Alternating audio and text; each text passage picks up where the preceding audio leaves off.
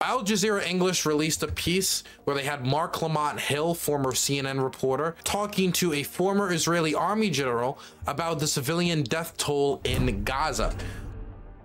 The Hamas-led Gaza Health Ministry, which has been known to produce decently accurate numbers in the past that many times line very closely to Israeli numbers, say that the death toll has reached around 18,000. Of course, we don't know the numbers for sure. We know that a lot of people are probably trapped in their homes. We don't know what percentage of the death toll is civilian, what percentage of the death toll is military, but the death toll is high. And with such a high death toll, and with the 6 days, the first 6 days of the war, seeing 6,000 bombs dropped, which is higher than the entirety of the peak month of operations during Operation Inherent Resolve against ISIS. It does bring up concerns about proportionality. When we see the Greek Orthodox Church striked, when we see all these videos coming out of heavy civilian casualties, when we're hearing about strikes in what was reportedly declared safe zones, when we're hearing about high casualty numbers, one second. Why somebody opened my door and then closed my door? I don't know why. When we're hearing about high casualty numbers with high casualty numbers with low military benefit, hearing rumors and reports about possibly the majority of the people being killed being civilians, it does bring a question about whether the strikes were proportional, whether the Israeli military, which they have a right to, they have a responsibility to make sure that the strikes were proportional, meaning that the amount of damage done to the military capability of the force they are fighting is correlative to, or not correlative, but it matches the amount of civilian damage done. And what I mean by that is you don't want it to be where you are taking out a terrorist and then killing 20 civilians for one dead terrorist. But you could make an argument that out of military necessity, killing 20 terrorists where one civilian dies might be necessary for a military operation. If you concede the fact that civilians die in every major war and that civilian casualties are not a necessity in war, but are inevitable in war.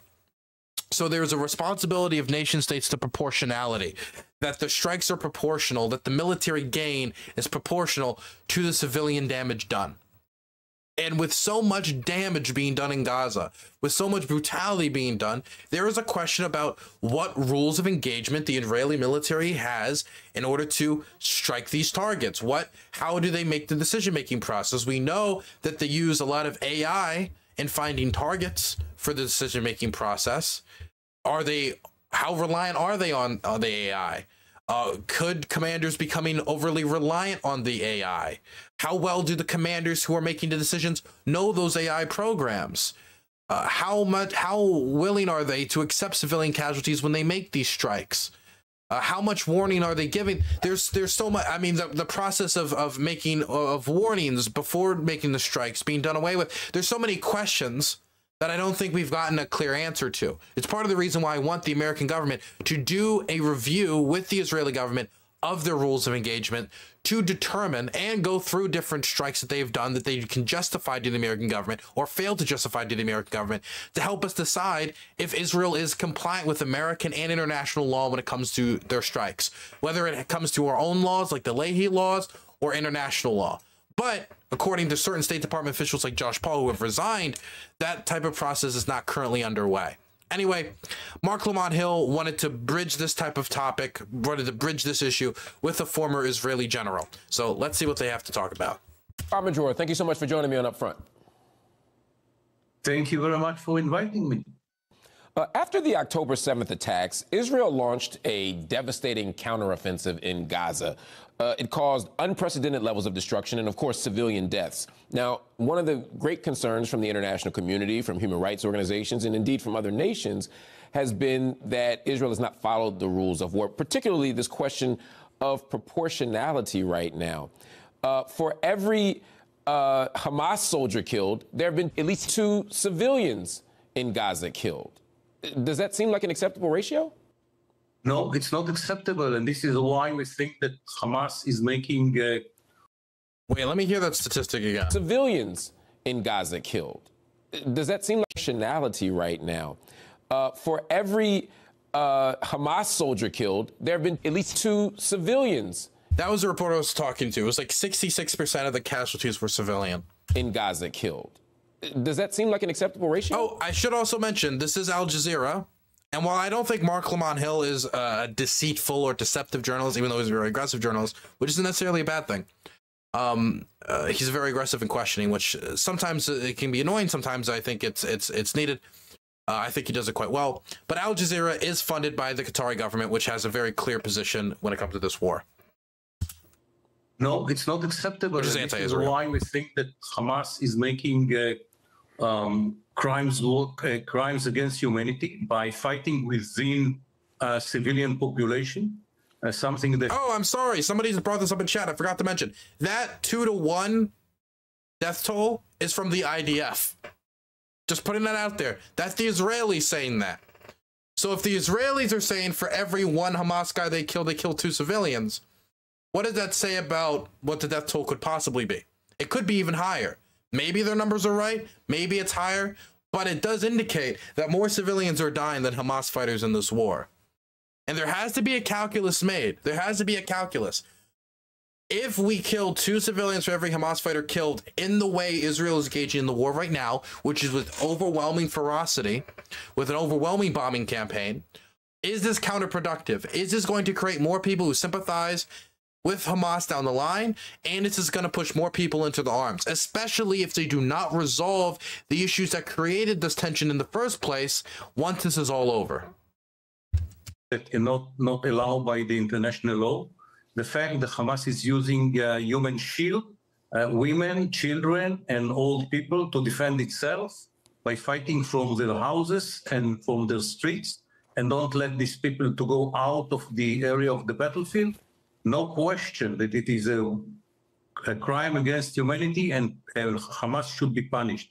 And even more than that, we gave the population time to leave the area, and we designated safe havens, and Hamas blocked the way to those safe havens. So by that, pushed the civilians into the battlefield. So you're saying that Israel's killing of Palestinian civilians is a war crime committed by Hamas and not by Israel? I mean, you're basing that argument, if I understand you correctly, on the idea that Hamas is using human shields. Now, first, that has not been proven by any human rights organization. In fact, even if what you're saying is true, that doesn't absolve you. Okay, I'm just going to throw this out here. Hamas uses human shields. I mean, I guess it depends on your definition of human shields, but they take their weapons, and they're not the only people who do this. Hezbollah does this too. And they take their weapons and they store them in civilian locations, whether that be in civilian homes, or it could also mean storing them in sometimes even facilities like schools. We have found, there have been documented instances of Hamas storing weapons in UN charter schools. So we know that they engage in at least weapons storage in civilian and areas that are marked for civilians. Of your response. Now, if you know, you can make arguments of, oh, military necessity, but they do engage in that behavior. They do. Ability to avoid killing civilians. By the way, you shouldn't do that. In targets, you can't just say, well, they're hiding among civilians, so we're going to kill civilians. And you can't just say, well, it's Hamas's fault. Okay. First of all, as you know, and everyone can see, we found the Hamas operational centers and the hospitals in Gaza. So if this is not a human shield, I don't know what human shield is.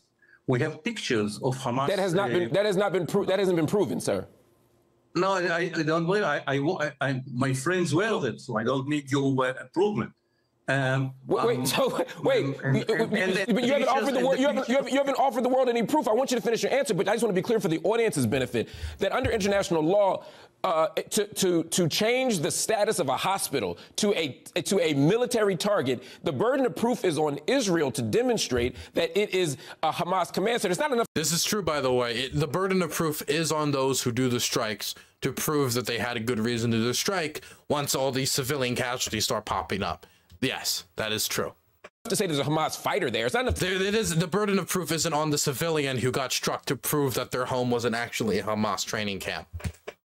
Say there's a few members of Hamas there. To change the status, you got to prove that. And you can't just say, take my word for it. Just for clarity's sake, where's the evidence? Who has proven this? Please let me answer the answer. We found under the hospitals centers of command of Hamas, and if you want pictures, you can ask the spokesman of the IDF. We'll send you many of them. We found weapon systems under the hospital, and we know for sure that at least one hospital. Dude, I was told that it was like a it was like the central HQ of Hamas. I saw the graphics. They had like Slurpee machines down there, and a bowling alley, and skee ball. They had all sorts of stuff in the video and the animation that the IDF put out. And then what ultimately do we see? We see a duffel bag full of some machine guns and grenades, and I think a single tunnel that is at the outskirts of the compound, along or near the outskirts of the compound. Now, I'm not saying that it's impossible that those guns were there before they captured it, or that tunnel isn't used by Hamas. In fact, I don't think it's impossible. I think it's entirely possible. What I am gonna say is that's not no fucking command center. That doesn't look like a command center, and we haven't been provided with sufficient proof to prove that that hospital was used as a command center. And so once again, the question of proportionality comes around. Depending on how many people died around that hospital, or if strikes were conducted that killed, say 5, 10, 15 people, and they find out afterwards that, oh, actually, this wasn't a command center, it was just an outpost, and we ended up killing 20 civilians to kill 2 guys, or they have an instance like that, then that was a massive, massive, massive, massive fuck up on behalf of the IDF, and they need to admit to it.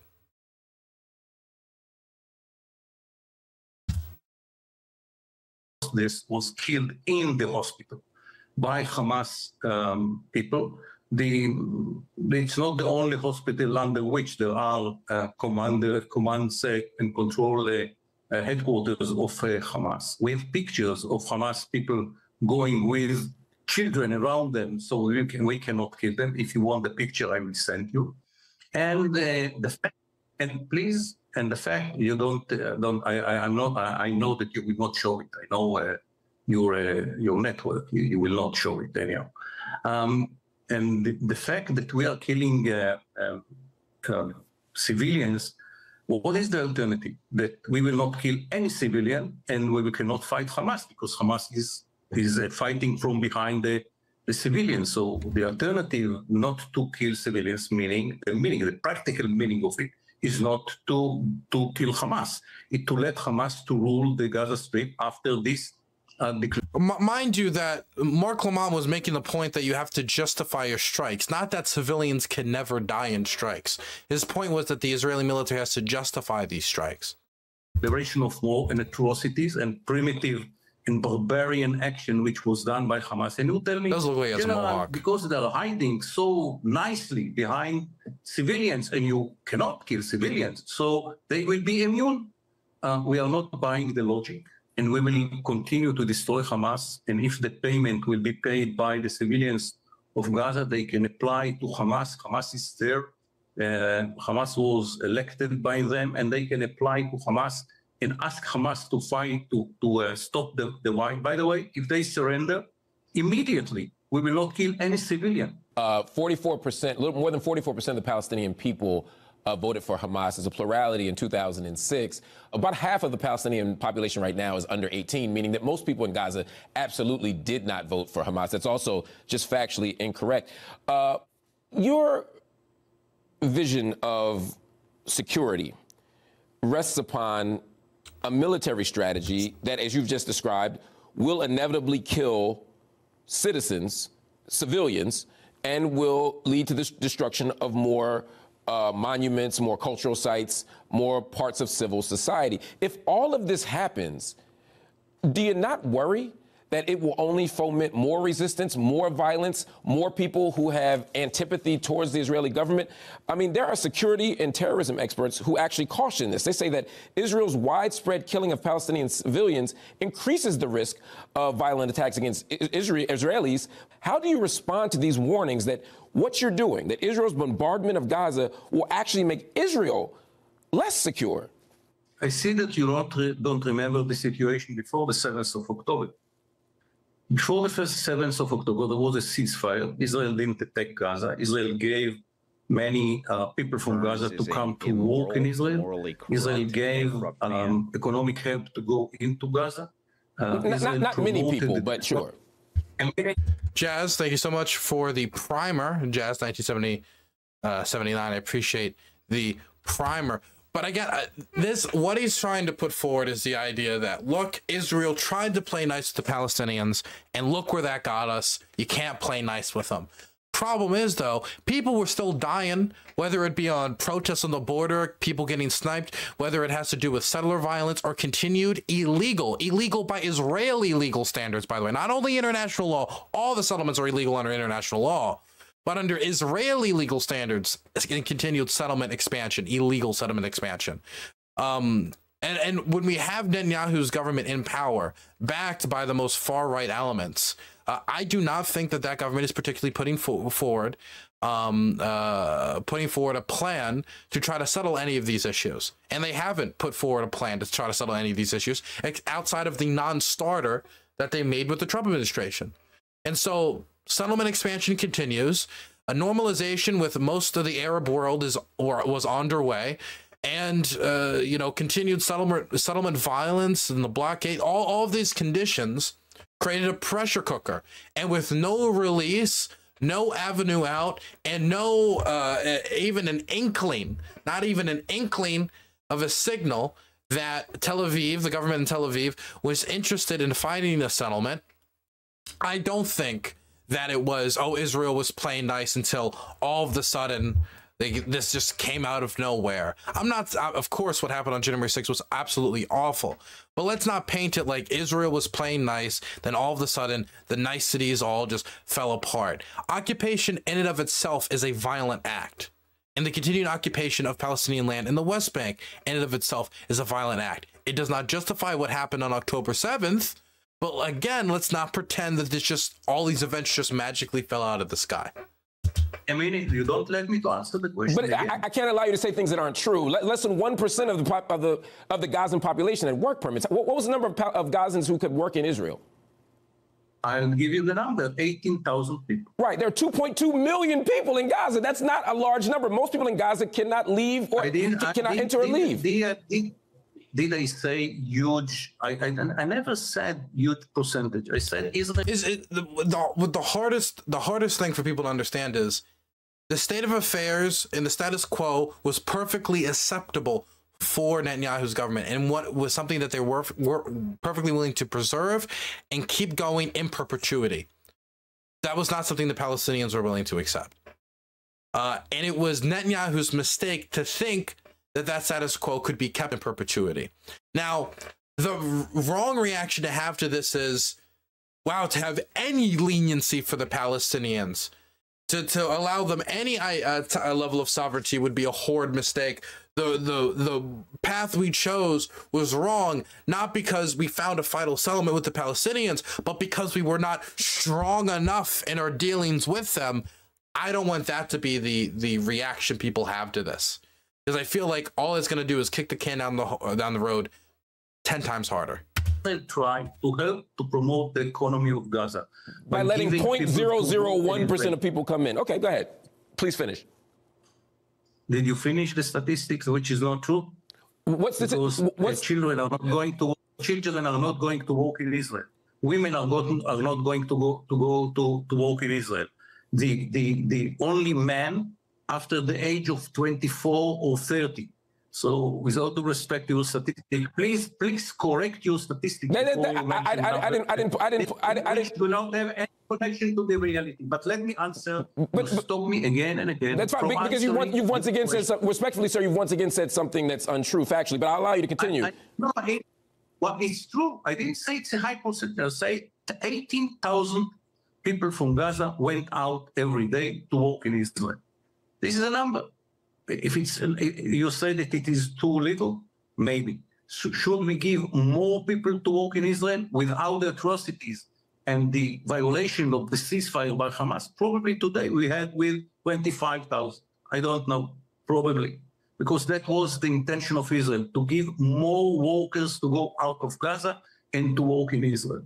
And we gave all the permission to Qatar and other countries to bring money to Gaza.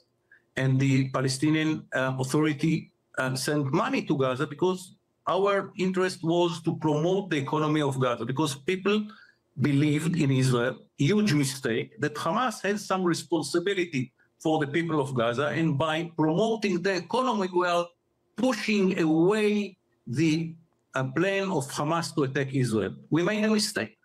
Hamas didn't care about these people. Hamas initiated the war in Israel, declared a war, and by butchering thousands, civilians, women, babies, and raping women as well. So we decided that it is not an option anymore. We don't have any obligation towards Gaza around relating to the civilian life of these people. They can apply to Hamas. We gave them all the opportunities. Wait. Go back. So we decided that it is not an option anymore. We don't have any obligation towards Gaza around relating to the civilian life. Oh, damn. Damn. He let it slip. He let the mask slip completely off the face, off his face, hit the floor, flip over, fall into the street, and got ran over by a fucking pickup truck. Listen to that again. Let's listen to that one more time, because that almost slipped my mind. Hear it one more time. So we decided that it is not an option anymore. We don't have any obligation towards Gaza around relating to the civilian life of these people. They can apply to Hamas. We gave them all the opportunities. Hamas decided to initiate a war against Israel. Okay, so I need to make this very clear, because this was just kind of thrown out there, and if Marc Lamont Hill doesn't respond to it, I need to respond to it. Israel, absolutely, as does all nation state, as a party to the war, has a responsibility to look out for the safety of the civilians when conducting military operations. Absolutely. That's why we have international law. That's why we have things like the Geneva Convention. That's why we have rules regulating warfare, so the worst of humanity does not show its ugly teeth during war, like through the things he was decrying a moment ago, rape and murder and butchering and things like that, and also the disproportionate killing of civilians. The disproportionate and unproportional killing of civilians. And proportionality and a responsibility to being proportional is something that Israel, is a standard that Israel is held to every other nation state, is held to the same standard. Israel's held to that standard as well. Their strikes must be proportional. They do have a responsibility to those civilians to make sure that they, at the very least, when conducting military operations, are conducting strikes that are proportional to the military usefulness, so they're not just wildly firing, hitting anything that vaguely looks like Hamas, killing civilians endlessly. Because if what he was saying here was true, that would mean Israel could, for all intents and purposes, just carpet bomb the entirety of the Gaza Strip. Hamas will pay the price. Okay, I wanted you to finish before I offered this correction. Under international law, Israel actually does have a responsibility and a duty to the Gazan citizens. Absolutely. Do you disagree with that? Yes, I disagree, because we are not conquering Gaza. He's doubling down. He's really doubling down. My God, man.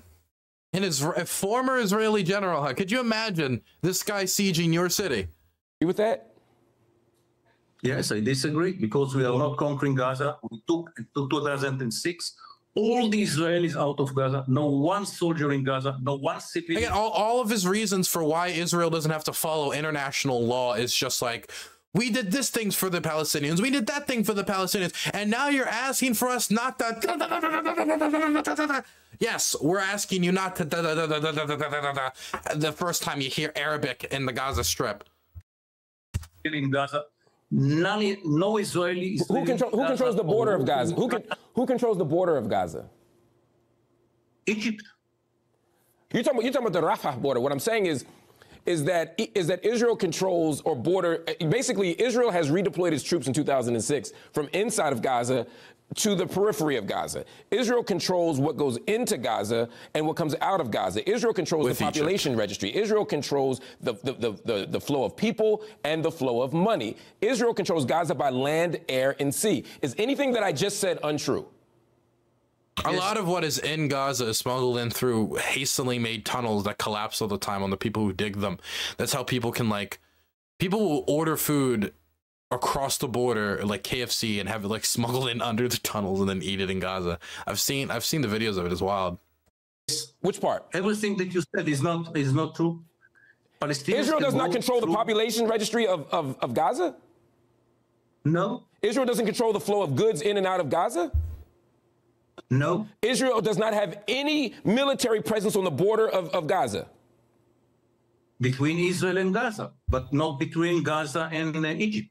They can move through Egypt whenever they want, whatever they want. Well, if the Egyptians let them, but if the Egyptians don't let them, then they're I mean, they're cattled. What they can bring. Okay, you can go. It's very easy. You take a car, you go through Rafah, you go to Cairo, and you take a plane and you go to Europe. We don't stop them. Okay, sir, I think the international community will be surprised when they hear your words saying that Israel does not control, again, the borders, the population registry, the electromagnetic sphere, every part of Gaza. But that's up. The electromagnetic sphere. I'm sorry, what? Okay, I'm sorry. Did I miss something? Did I miss a lot? The electromagnetic sphere? I was unfamiliar of the Israeli presence on the Palestinian electromagnetic sphere, but you know. For the international community to decide when they watch this interview. It's a fact on the ground. If someone from Gaza wants to go out, they can go to Rafah. If the Egyptians will let them, I don't know if the Egyptians will let them, but it's not in Israel. They're kind of a key point. Respectfully, sir, that's a straw man. No one is disputing that Egypt has control over the Rafah border. What was at issue here was whether or not in 2006 Israel left Gaza or whether they simply redeployed their troops in such a way that they still control, again, the flow of goods, the flow of people, the electromagnetic sphere, the population registry, every part the electromagnetic sphere? What is it? I thought it was like a joke. I mean, is this like a telephone thing? Radio communications? God, it's a weird way to phrase it. Yeah, it is a weird way to phrase it. Gaza life is still functionally controlled and occupied. God, my bitch of an ex-wife was fucking with my electromagnetic sphere again. Just like my Netflix account. She just can't stop, man, from a distance, just poking me. By Israel, which is why the international community and international law suggests that Israel still maintains effective control over Gaza. But we can agree to disagree. It's a military term. I want to move on to another question here. If Israel does succeed in its aim of dismantling, or as Prime Minister Benjamin Netanyahu said, eliminating Hamas, what will happen next in Gaza?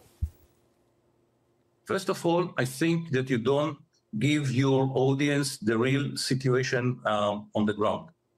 The real situation on the ground that Israel does not control what's coming in and out from Egypt into the Gaza Strip. The border between Gaza and Egypt is controlled by Egypt, not by Israel. With all due respect. But Egypt. Sorry, one second. Let me read this comment in chat. From Rich A Up. How hard is it for you to understand they control communications? Question mark. I was actually very hard. I'm not very smart. My brain don't work fast. I'm very, thank you. I appreciate it. Egypt doesn't occupy Gaza. Egypt hasn't had control of Gaza in 5 decades. We don't occupy Gaza as well. We don't control anything inside Gaza. We are not in Gaza. If you see a situation of 500 kilometers of tunnels under Gaza, if we were in, I mean, ridiculous story you tell here. You believe that we would have allowed Hamas to build its military capability if we were in Gaza? It's nonsense, with all due respect. Again, I'm not disputing that you're in Gaza. I'm asserting that you redeployed troops from in Gaza in 2005 at the end of the year to the border. And you control it effectively by controlling what goes in and out. So I agree with you that you're not in Gaza. The point is, it's an effective control by how you manage the perimeter. But again, we can agree to disagree on that. The world can make its own determination. This is an empirical matter. No, we are not controlling the perimeter of Gaza when it is coming to the border between Gaza and Egypt. We are controlling the border between Israel and Gaza, but not between Gaza and Egypt. Sir, if we were to pull out a map, you will understand that the majority of you will understand that the bulk of the border is. By the way, I just want to throw out there quickly that Israel also has a naval blockade. So it's not just the area where it touches the border. It's also Gaza's coastline. And of course, Egypt, which doesn't allow any travel. Well, it's like limited travel at certain parts of the day. You can leave through Egypt. But like certain key moments, like key points of the day, they allow it. But not currently. They completely shut it down. Not with Rafah, it's not with Egypt. The bulk of the border that Gazans engage is where? With Israel. That's number one. And number two, Egypt does not assert military and governmental control over Gaza. Not in 5 decades. So again, to pretend that somehow you're not responsible for what happens to Gaza when you continue to maintain effective control as per every human rights organization, as per international law. We see that this is an obvious fact, and you seem to be denying it. But we don't have to agree on this fact. I'd like to move on so that I can get an answer to my question, which was... No, I don't want to move on. No, I'm not. He doesn't want to move on. Sir. Because you are lying. No, you are lying. You know that is fine, sir. Sir, let's move on to another question. No, I don't move to another question. Fine. You don't have, sir, I respect that. Border, sir. You admit the border between Israel and Gaza is not controlled by Egypt and Gaza. I understand you've made your point, sir. Sir, you made your point. Sir, you've made your point. If you're saying that you're not willing to move on unless I agree with you that Israel doesn't control Gaza, then we can't continue because that's not what he's saying. He's saying that this is okay. I didn't say anything, but this is getting stupid. The guy being asked, the Israeli general, he is saying that the border between between Egypt and Gaza is not controlled by Israel. Israel does work with Egypt, though, to maintain a blockade of Gaza. And Egypt is not letting people leave through their border checkpoint. And since Israel is also on top of that enforcing a naval blockade, meaning people cannot leave by boat out of the country to flee the bombing, they are stuck in the Gaza Strip. And Israel is in effect maintaining a blockade of Gaza. I don't know of any, if Chinese ships came to the coast of Florida and stopped all ships coming in and out, and started to check them and stuff like that, yeah, we'd say they were trying to set up a blockade, wouldn't we? Not a fact, and I refuse to acknowledge something that's not Israel true. Is not control Gaza. Israel is not. You've made your point. Are you willing to move to another question, or are you willing to move to another question? Yes. Okay. You just admit that Israel is not control Gaza, then you can go on. Okay, well, I'm not. Okay, sir. Okay, sir. Sir. Understood. So, sir, I'm not going to admit that Israel doesn't control Gaza. So I'm going to thank you for your time, and I appreciate you joining us up front. Have a good day. Damn, he just was like, okay, bye. He didn't even give him he didn't even let him hang up. He jumped on it before he could. My God. And that's some ferocious Marc Lamont action. Some ferocious Marc Lamont action.